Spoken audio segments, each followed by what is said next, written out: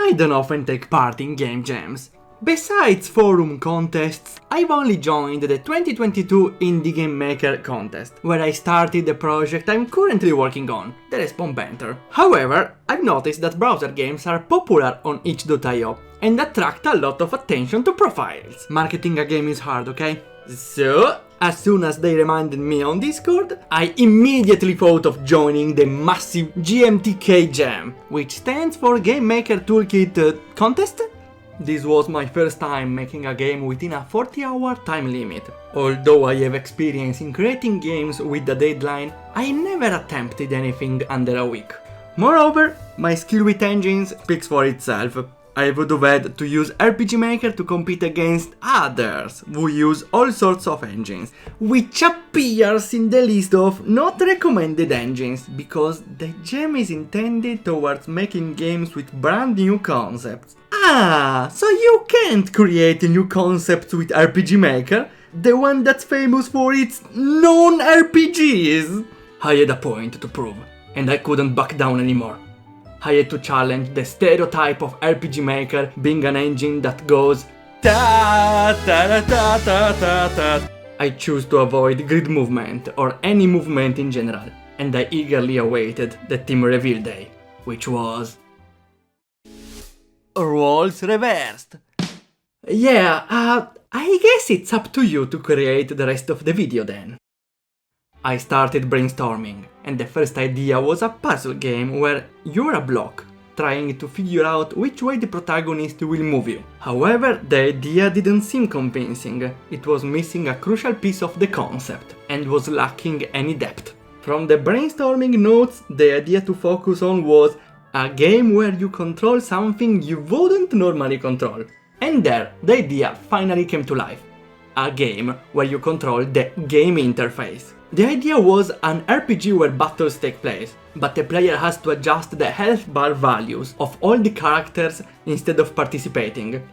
The first day was entirely devoted to preparing the concept. I dedicated the whole day to come up with a good idea. And fortunately, I found one right away. I used the rest of the day to program the enemy Mega Matrix and draggable value bars.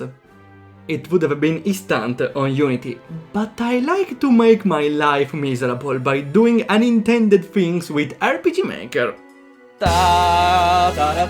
Second day, I immediately started creating a fake battle system to accompany the game. I say fake because it consists of only a list of actions and animations. After all, it's the player's job to ensure the bars are in place. Why should I program when I can make the player do the work for me? After setting the battle system, I thought it was the perfect opportunity to work on the graphics. The initial idea was to create the graphics from scratch, like I did with Invalidate. But in the end, I realized it would take too much time. So I found the graphics on the OpenGameArt website. And the game now has a completely different feel. I even had time to include a short tutorial. Now the basic game works, so the last day should be a breeze, right? Never underestimate polishing. I had a colleague try the game, and she said it would be much better if players could change the bar values with buttons, instead of dragging them. And luckily I did, so it's practically a different game. Dragging the bars was often imprecise and frustrating in the long run, but after being done with that, all that was left was to create the content, prepare the battles one by one. The battles are all scripted, so you can just define the script for each fight.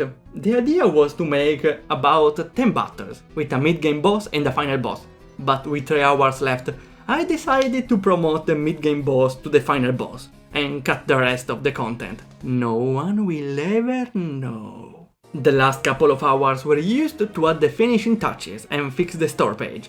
That is important too. I didn't have time to think of ideas for the cover and the name, so I took a last-minute recording for the cover, remembering from the previous jam that animated covers attract more attention. As for the name, lacking ideas, I opted for God of Overlays, to reference a mysterious character mentioned in my other game. And like a good Back to the Future movie, problems start popping up right at the end. First of all, in the built version, the game freezes after the tutorial with a black screen. 20 minutes before the deadline! Fortunately, it didn't take me long to realize it was an error that appeared after I added the credits. So I fixed that and upload both versions. I tested the web version and...